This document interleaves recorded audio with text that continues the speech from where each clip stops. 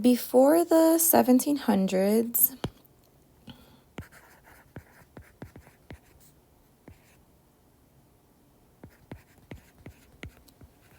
individuals with exceptionalities were ignored or subjected to inhumane treatment, ridiculed, and sometimes put to death. So during this time,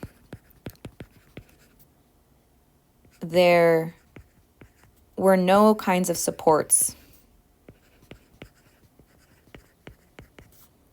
in place for those with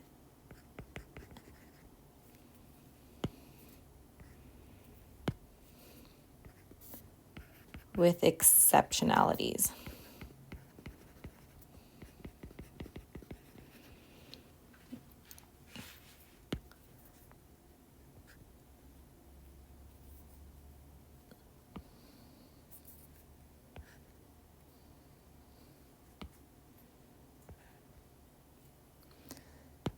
Then we move on to the 16th century.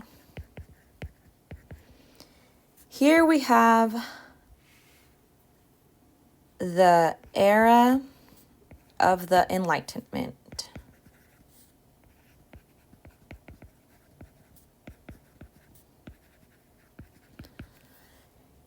This is where we begin to see ideas, philosophies, and beliefs of human dignity and the idea of egalitarianism, where we begin to see philosophers have a shift in how they think about people with exceptionalities. They begin to kind of mend those or bridge those philosophies with researches and inquiries.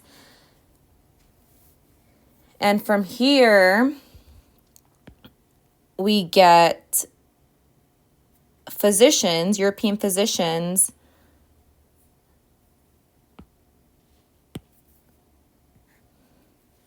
such as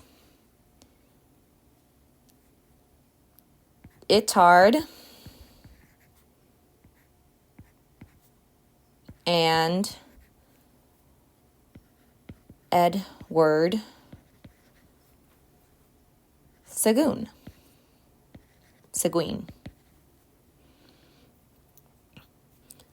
And this is between the 1800s and 1876. So right here, this is where we see these physicians begin experiments and research to trying to teach those with exceptionalities. We have Itard's The Wild Boy, where he finds a young man, 12 years of age, in the forests of France and tries to teach him. And in teaching him, he doesn't cure his disability, but he finds that he is able to modify his behavior. Edward Seguin's Treatise on Idiocy, this presented a set of specialized instructions, principles, and techniques and devices that provided others with models for teaching individuals with cognitive disabilities. So this is kind of where we start to get our foundation for special education. So that's really important. So this is where we get our foundation for special education.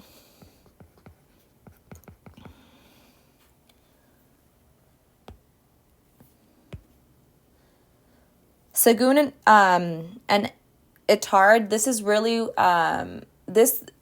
their ideas is what resulted in humanitarian and legal efforts to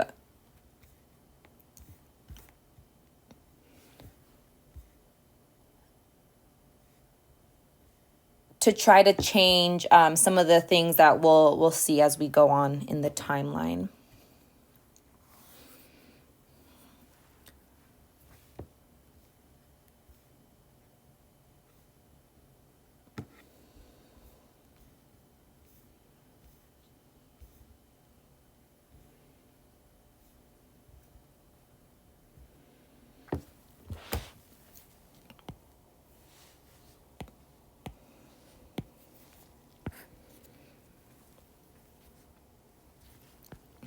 In 1784, we have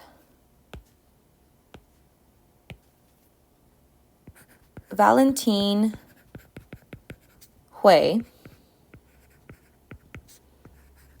founder of the Paris School for the Blind.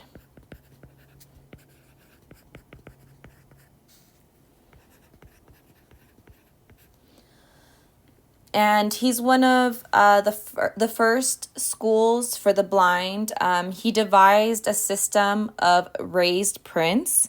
So, and also at this school, we have graduate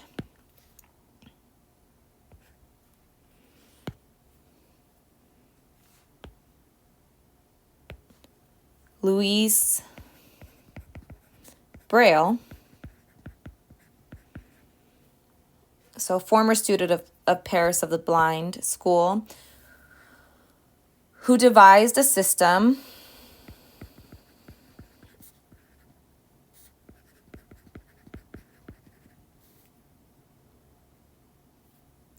of raised dots to educate the blind.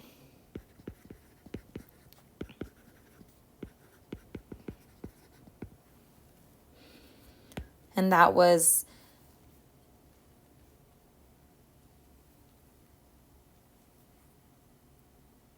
one of the first, systematic schooling interventions for the blind. So this started at Valentine Hui School for the Blind. We then have in 1817,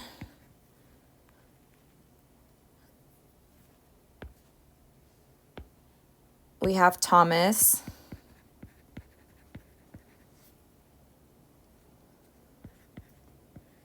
Gallant,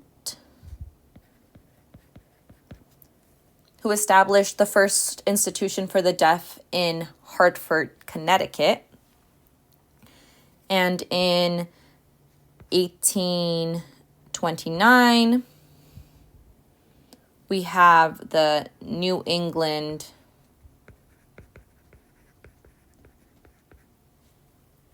Asylum for the blind, now known as the Perkins Institute.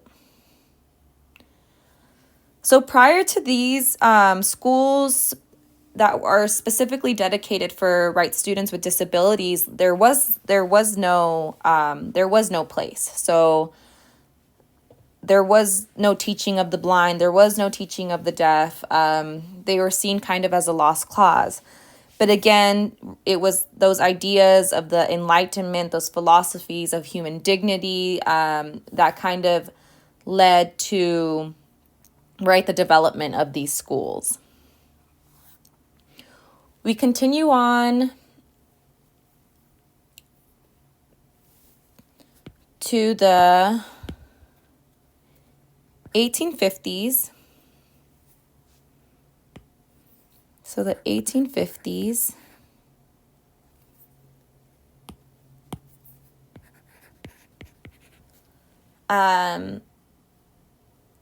this is where you saw a increase in institutions and asylums for individuals with disabilities.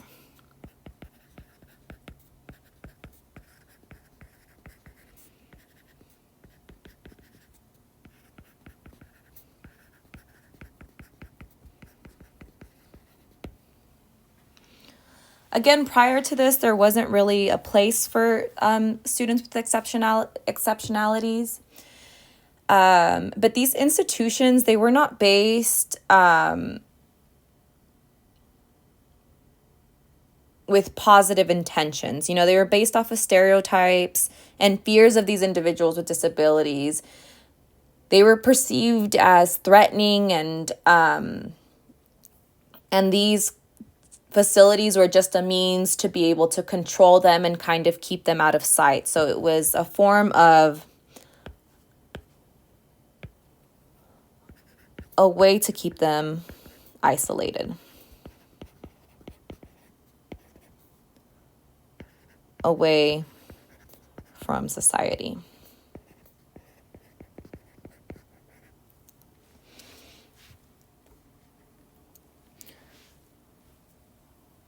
So kind of, again, we go back to this inhumane treatment of people with exceptionalities. And during this time, these institutions, right, led to the result in humanitarian and legal efforts to correct this. So this is where we begin to see in the 1900s,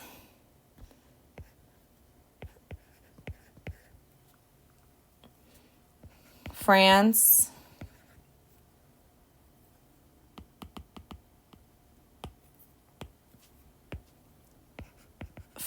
establishes a law that created special improvements, special improvement classes for students with disabilities, for students specifically with learning disabilities.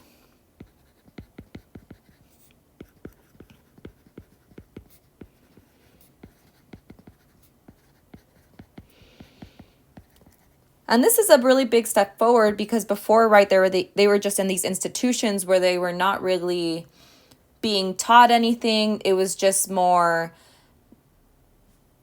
think of, insane asylums where they were, treated as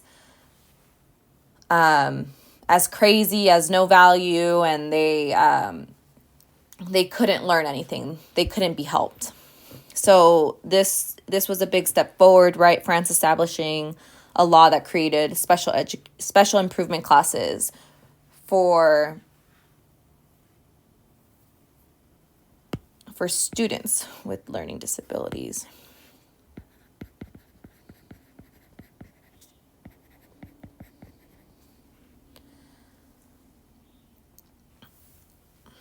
Similarly, we have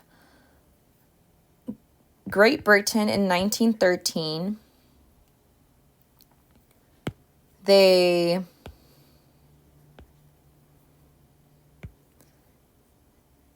Great Britain, they passed a law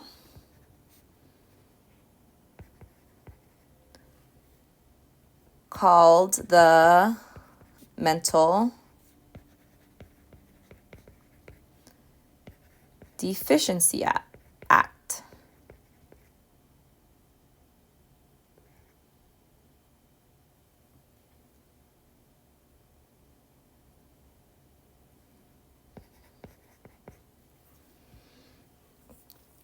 And this act, it had policies that defined educating students with exceptionalities and mandated that the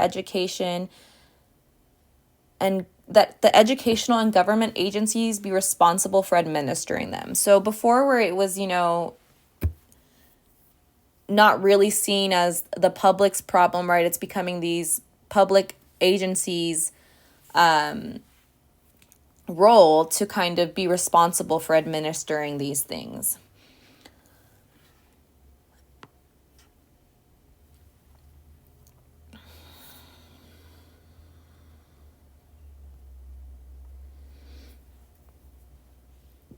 the establishment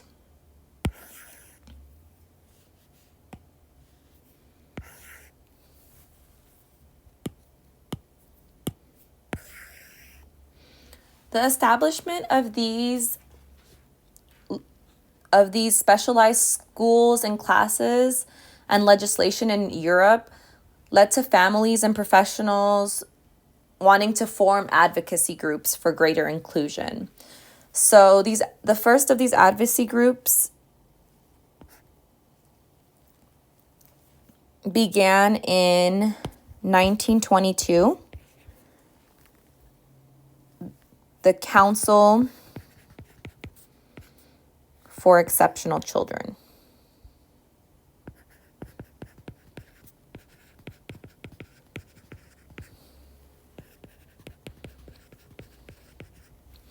So this began in Europe, but of course it also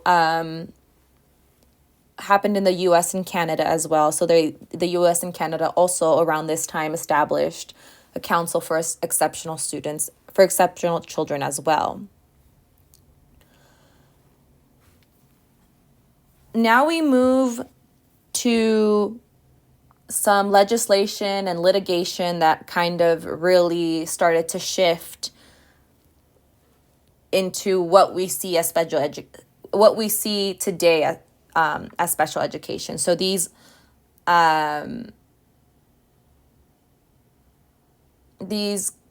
court cases or these movements, these kind of things led to what we now know to be special education. One of the big ones is 1950s, the civil rights movement.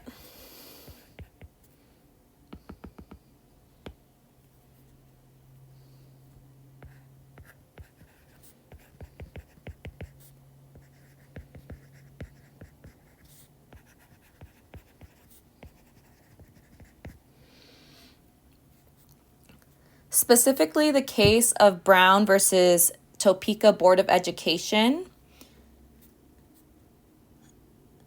So this was the case that fought the separate but equal is not equal. And this was the basis, this ruling, so they ruled that separate but equal is not equal.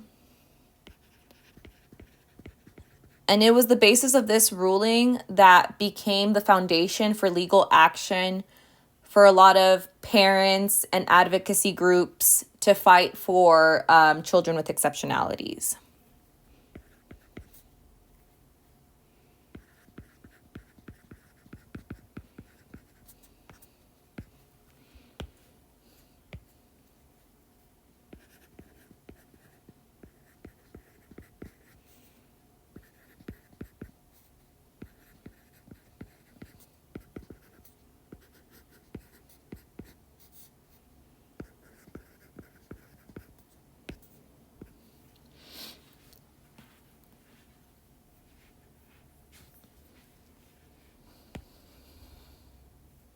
Then we move on to 1972.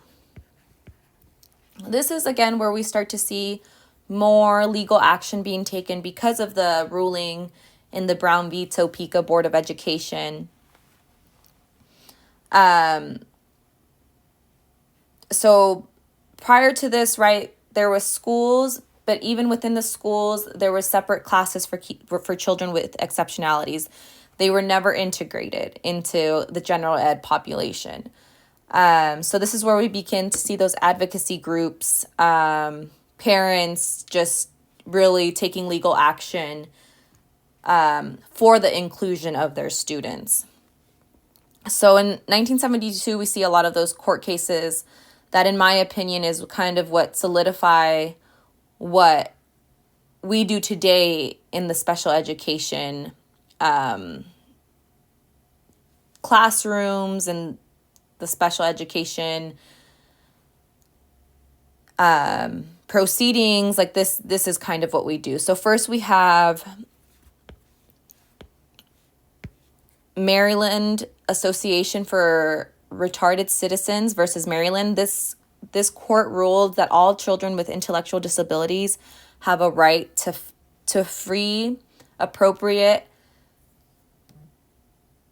public education. So this is kind of where we start to get what we now know as today as FAPE, which we use. We always offer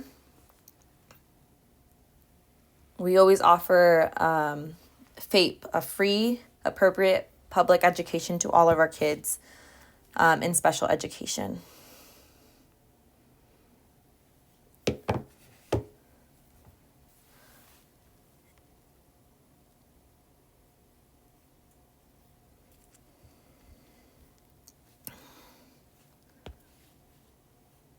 So we have Maryland,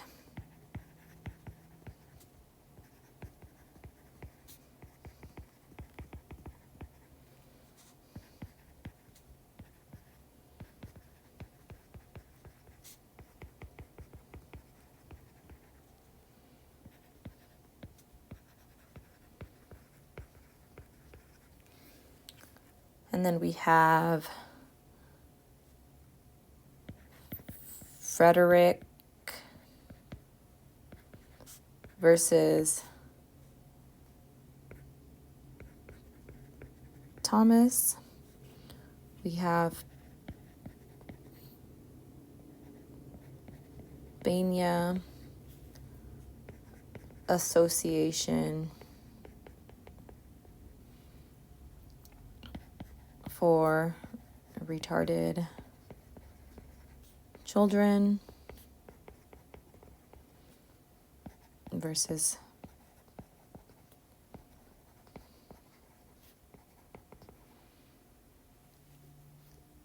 Mills versus the board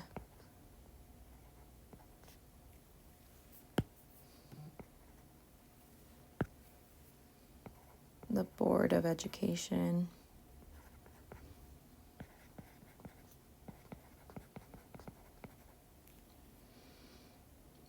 In the District of Columbia.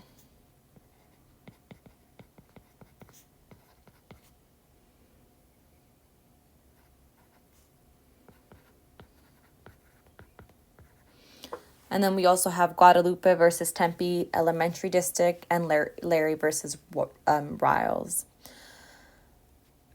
So these court rulings, really established what we offer under FAPE. So just kind of want to go through some of these rulings. So we have the Frederick versus Thomas. Court ruled that children with learning disabilities are not receiving an appropriate education if their teachers are not qualified. So, just making sure that there is a qualified individual teaching their students.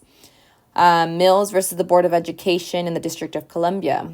Court ruled that the district must provide a free and appropriate education for children with exceptionalities regardless of severity.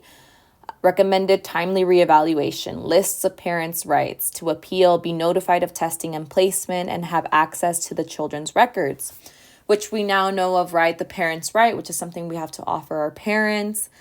Whenever we're doing testing, we need to make sure that we tell parents, not just tell parents, but get their consent to do the testing. The Larry versus Riles ruled that some IQ tests discriminate against African American children as they were not validated procedures to accurately assess these children. These children's cognitive abilities resulting in their misplacement into special education classes. So, making sure that that the tests that we're administering are appropriate for the students that we're administering them to, and that we aren't placing students incorrectly.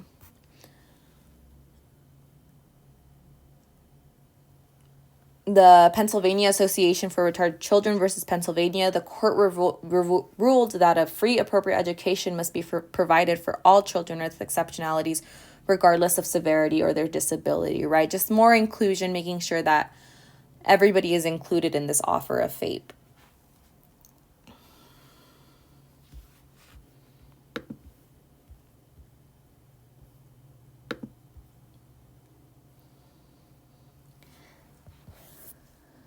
And then we have in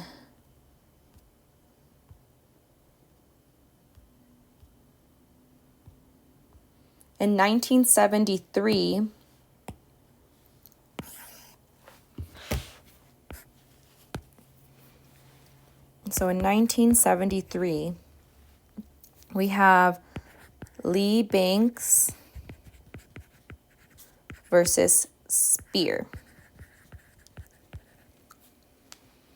This was where the court ruled that Louisiana schools must educate its students with exceptionalities appropriately, and these students have a right to be educated with their peers without disabilities, if appropriate. So this, again, is about inclusion, right? This court ruling, I think, really influences how we need to make sure that our students are included with their general education peers, that they, if it is appropriate, that they are receiving some time, some educational time if it is appropriate, or some other time with them to benefit not only the students with exceptionalities, but also the students without. So again, I think this is very important, because prior to this, right, it was okay to exclude students with exceptionalities. Before this ruling, the court would actually rule in favor of the students without exceptionalities, and the teachers stating that they were trying to protect the children and the teachers' times from being exposed to these children with exceptionalities.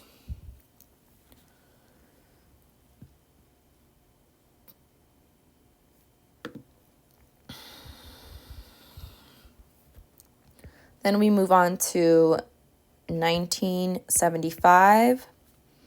This was when we passed the Education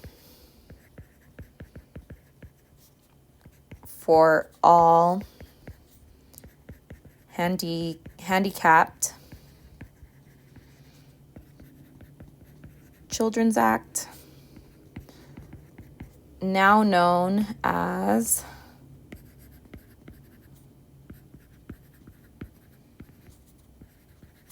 IDEA.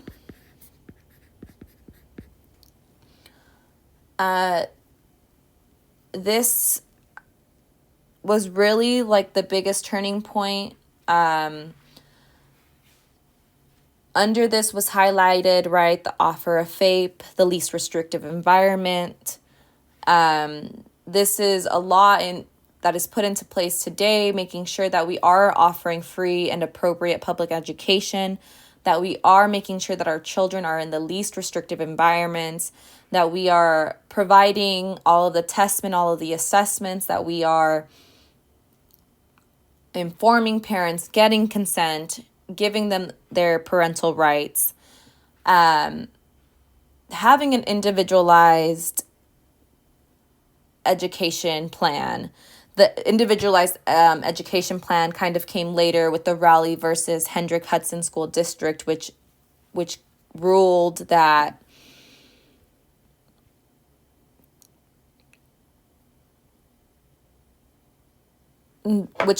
each child with a disability has a right to an individualized instructional plan and necessary supports.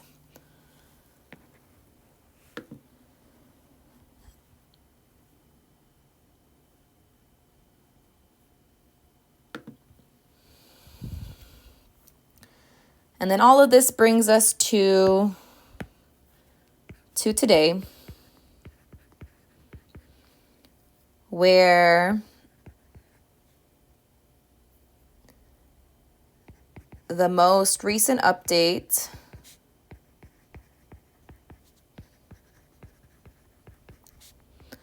of IDEA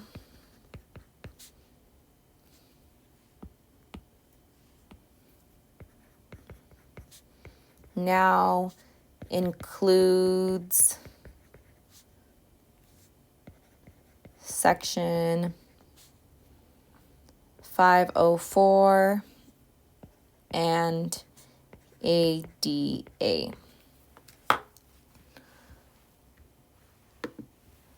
So what the 504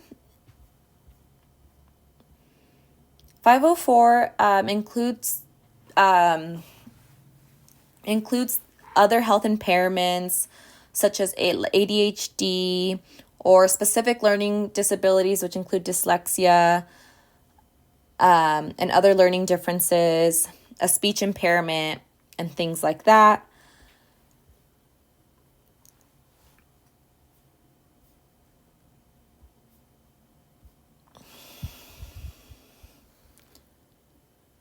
ADA is the Americans with Disabilities Act to bar discrimination in other areas of society. Those who are eligible under IDEA, it's autism, deafness, emotional disturbance, hearing impairment, intellectual disabilities, multiple disabilities, orthopedic impairment, other health impairments, specific learning disabilities, speech or language impairment, traumatic brain injury, visual impairment, including blindness. However, having one of these disabilities does not automatically qualify a child under IDEA. To be eligible, the student must have a disability, and as a result of the disability, needs special education to make progress in school. The two big responsibilities, again, as I stated, is the free, appropriate public education, and that these kids learn side by side with their peers in the least restrictive environment. Whether this be in a resource class, in an SDC class, with time in their mainstream classrooms, but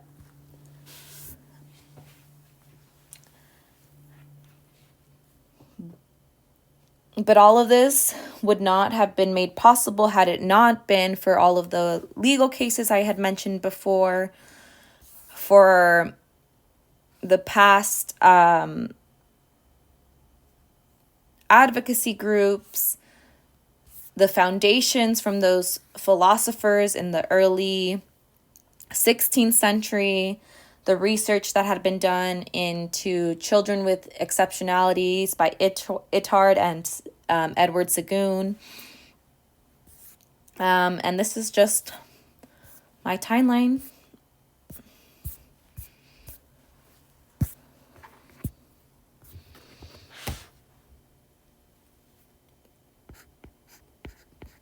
This is my timeline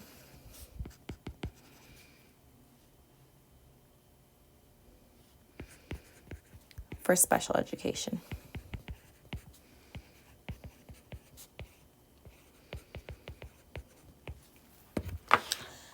And some of the resources that I used when researching my timeline, I did use the textbook Exceptional Learners: An Introduction. I used the website for IDEA.